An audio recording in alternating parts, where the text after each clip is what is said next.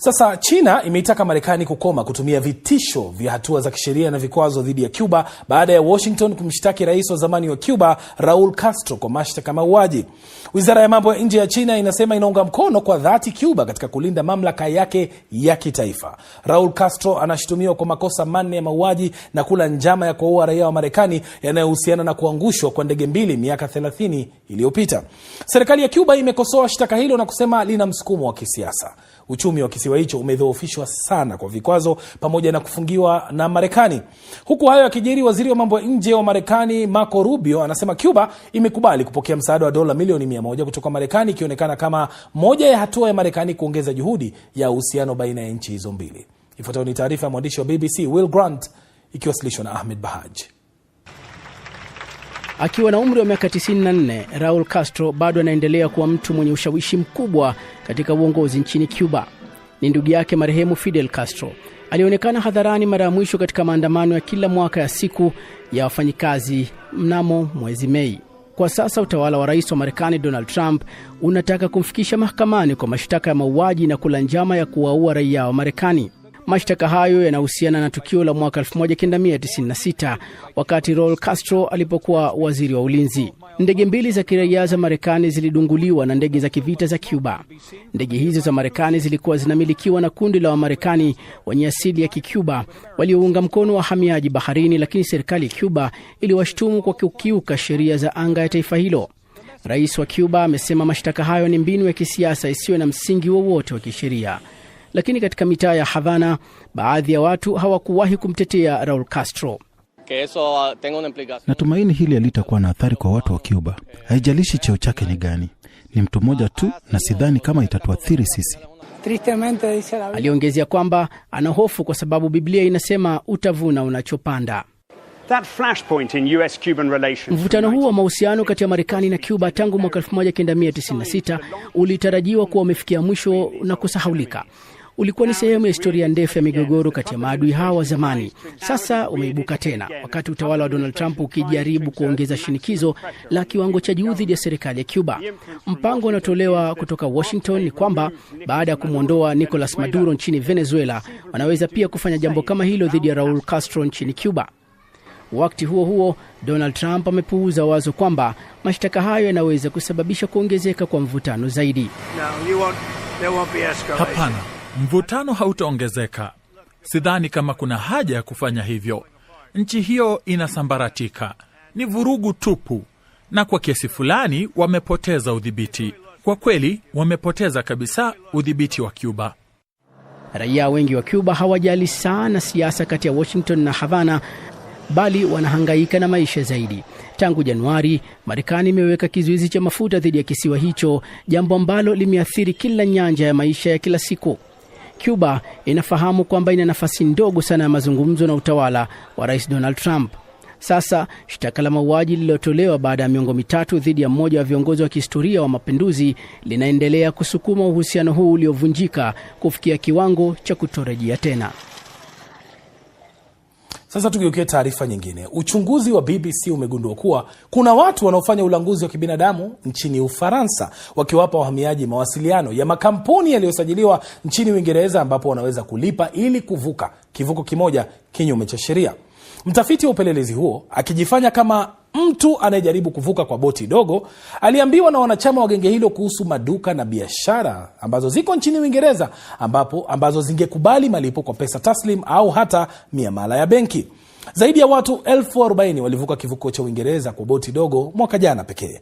Shirika la kitaifa la uhalifu linasema linatumia rasilimali zaidi kuliko hapo awali ili kukabiliana na ulanguzi wa watu haramu. Ifuatayo ni taarifa ya Josie Hanet ikiwasilishwa na Leila Mohamed. Tunafanya upekuzi wa siri katika kuandaa ripoti hii kwenye kambi ya wakimbizi ya Dunkirk. Katika mazungumzo na mlanguzi wa binadamu ambaye anatueleza jinsi ya kulipia ada ya usafiri kwenye boti dogo. Unaweza kuweka pesa Uingereza au Afghanistan vile utakavyo. Najiamini sana. Huko London hawatoi risiti. Wao hunipigia tu na kuniarifu kwamba wamepokea hela. Ukishavuka ndipo hunitumia mimi pesa. Ahadi ya kupata nafasi ya usafiri kuvuka upande wa pili kwa kutumia boti dogo Ni makubaliano yaliyoafikiwa kwa muda mfupi sana kwa mtafiti wetu anayefanya upekuzi huu wa siri ambaye aliwasili kambini. Pia tumepewa nambari ya simu ya mlanguzi wa binadamu wa pili kwa jina la Ahmed ambaye tutawasiliana naye pindi tu tutakaporejea London. Tuna miji ya Jalalabad, Kabul, Baghlan, Kunduz na mataifa ya Ufaransa na Ubelgiji. Anatueleza kwamba tunaweza kulipia huduma hiyo nchini Uingereza, na cha kushangaza zaidi ni kwamba anatupa taarifa zaidi za kampuni 2 za Uingereza ambazo akaunti zao za benki tunaelezwa zinapokea malipo hayo yanayofanywa kinyume cha sheria. Kisha tukapewa njia nyingine ya kufanya malipo kwa pesa taslim katika duka la kutengeneza simu za mkononi jijini London. Hatutoi pesa yoyote, lakini tunawatembelea. Mfanyakazi dukani anafichua haraka jinsi hatua hiyo inavyofanya kazi. Unaweka pesa zako hapa, na kama una marafiki Uingereza basi hautorudi. Ni wazi kwamba mtu huyu anajua pesa hizo ni za nini na athari zinazohusika. Huwezi kutegemea boti, huwezi kujua. Mungu asiwajalie boti likizama wote, huenda wakafariki. Huwezi kuwa na uhakika na hilo. Duka la simu za mkononi ambalo limeonyeshwa kwenye ripoti yako linatoa huduma kwa makampuni ya uhalifu. Je, hilo linakushtua kwamba tulipewa maelezo ya benki ya kampuni zenye makao yake Uingereza ambayo tungeyapata kwenye mamlaka inazosajili kampuni za biashara? Ni mara ya kwanza kuona hili na ni jambo la wasiwasi. Mtafiti wetu wa siri aliwasiliana na mlanguzi kwa jina la Ahmed ambaye alikana kuhusika. Nazia ambaye pia ni mlanguzi tuliyemuona katika kambi ya wahamiaji nchini Ufaransa alipuuza ombi letu la kutoa maoni, lakini bado nina maswali kuhusu duka la simu.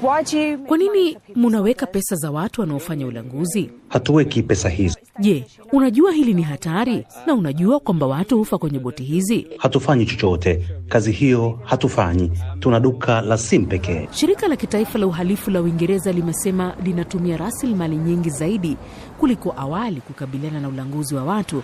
Wakati huo huo, serikali ya Uingereza inasema makubaliano yaliyosainiwa na Ufaransa mwezi uliopita yataongeza hatua za utekelezaji katika fukwe na kuwaweka walanguzi gerezani. Shirika la afya duniani WHO limesema kwamba itachukua angalau miezi 9 ijayo kabla ya chanjo ya aina ya sasa ya virusi vya Ebola kupatikana.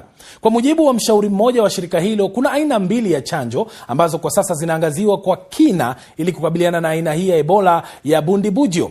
Hata hivyo, wataalamu wanasema kwamba hakuna kati ya chanjo hizo 2 ambayo imefanyiwa majaribio ya kimatibabu. Kwa sasa wagonjwa 600 wanashukiwa kuugua Ebola, huku watu 139 wakiaminika kufariki kwa ugonjwa huo nchini Jamhuri ya Kidemokrasi ya Kongo. Muungano wa wataalamu wa masuala ya chanjo umesema kwamba ukubwa wa athari ya mlipuko wa sasa wa Ebola bado haujajulikana wazi. Let's be clear. Ni muhimu utoe wazi kwamba mlipuko huu sio mdogo. Nimeelezea mlipuko wa sasa na kufananisha na mlima wa theluji. Kila tunapojaribu kufikia kileleni, tunajipata bado tuko mbali kabisa kufikia. Tunafahamu kwamba mlima wa theluji ni mkubwa chini ya maji ya bahari kuliko ilivyo juu yake. Kwa hivyo nadhani WHO kwa sasa inaangazia visa vya mamia ya watu waliofariki, lakini ukweli ni kwamba idadi halisi ya walioathirika huenda ikawa kubwa zaidi. But the truth of the matter is that real numbers will be much bigger than that. Kundi la waasi la M23 huko mashariki mwa DRC limetangaza kifo cha kwanza kinachoshukiwa kutokea katika eneo linalodhibitiwa na waasi hao la Kivu Kusini. Dalili za ugonjwa huo zinaonekana kuwa sawia na zile za magonjwa mengine, kumaanisha virusi hivyo huenda vikasambaa mbali zaidi, kama anavyoripoti mwandishi wa BBC Thomas Mukwana. Ugonjwa huu aina ya sasa ya Ebola na Ebola kwa ujumla inaonyesha dalili zinazofanana sana na kipindupindu, homa ya matumbo na hata malaria, ambazo pia zimeenea nchini DRC.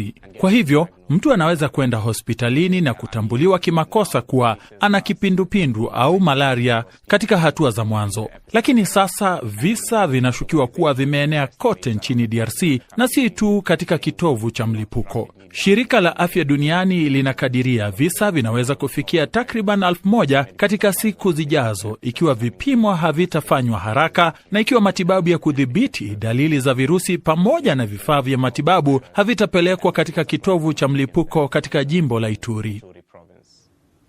Sasa ili kuelewa zaidi kuhusu mlipuko huu wa sasa wa Ebola, tuungane na Daktari Willis Akwale ni mtaalamu wa masala ya magonjwa ya virusi, anajiunga nasi kutoka hapa Nairobi. Dr. Ahwale, ipi tofauti ya aina ya sasa hii ya Ebola ya Bundibugyo ikilinganishwa na ile ya Zaire au aina nyingine za hapo awali? Asante sana. Ugonjwa wa Ebola ni ugonjwa ambao unasambazwa na virusi, na kuna virusi tofauti. Ile ya kwanza, kuna ile virusi aina ya Zaire ambayo ndio imekuwa kwa muda mrefu na inaua watu kwa wingi zaidi. Vile vile kuna virusi vingine vimepatikana kule Sudan, inaitwa Ebola Sudan, na hii ambayo ni Bundibugyo ilipatikana kwanza katika sehemu fulani kule Uganda, na huwa haipatikani kwa urahisi, lakini ndio wakati huu imetokea, na ndio maana ilichukua muda fulani kabla wataalam wahakikishe kwamba hii ndio aina ya Ebola ambayo imetokea katika sehemu hizo za DRC. Na sasa WHO inasema kwamba chanjo huenda ikachukua miezi 9 kwa wataalamu kuitengeneza. Katika muda huu dunia inapaswa kufanya vipi ili kudhibiti mlipuko huu wa sasa? Ni muhimu kwamba tuelewe hakuna chanjo na vile vile hakuna tiba kamili ya ugonjwa huu wa Ebola. Ile sasa watu wanatakana kufanya ni kwamba kinga ndio kitu muhimu kabisa, na kinga ambayo ni muhimu ni kwamba watu ambao wako katika pale kitovu cha ugonjwa huu huko inatakana wachukue hadhari fulani, wahakikishe kwamba hawako katika sehemu ama hawako karibu na watu ambao wanaweza kuwa wamepatikana na ugonjwa huu. Na ikiwa unapata dalili za kwanza, ni muhimu kwamba uende hospitali. Kuna dalili zile zikipatikana kwa mapema na uweze kupewa ile tunaita supportive support, kama kupunguza homa, kuhakikisha kwamba dalili za joto ziko chini, na vile vile kama mtu anahara naongezwa maji, na ikiwa ameshindwa kupumua aweze kupewa ile oxygen. Basi tunaweza okoa maisha. Hii ni mara ya 17, Dr. Ahwale, kwa mlipuko wa Ebola kushuhudiwa nchini DRC pekee. Ni kwa nini hili linatokea? Je, hii inamaanisha kwamba juhudi za kukabiliana na ugonjwa huo huko DRC ni hafifu sana? Kuna changamoto kupambana na ugonjwa huu. Unajua sehemu zile za DRC na hata Sudani ya kusini na sehemu fulani za Uganda kuna misitu mingi, kuna wanyama wanaishi pale, na unajua ugonjwa huu unasambazwa na ile popo fulani, lakini ikishapata wanyama kama nyani, kama binadamu vile vile ama sokomutu, basi ni kutokana na ile kuwa karibu nao, aidha umeshika damu yake, umeshika mate hata ama machozi, na unasambaza kwenda kwa mtu mwingine. Na unajua sehemu hiyo vile mmepiga ripoti tena, hali ya usalama sio mzuri sana. Kwa hivyo unajua watu wanakongamana karibu pale wanaishi, na hivyo inazidisha basi kusambaza kwa huu ugonjwa katika hao maeneo.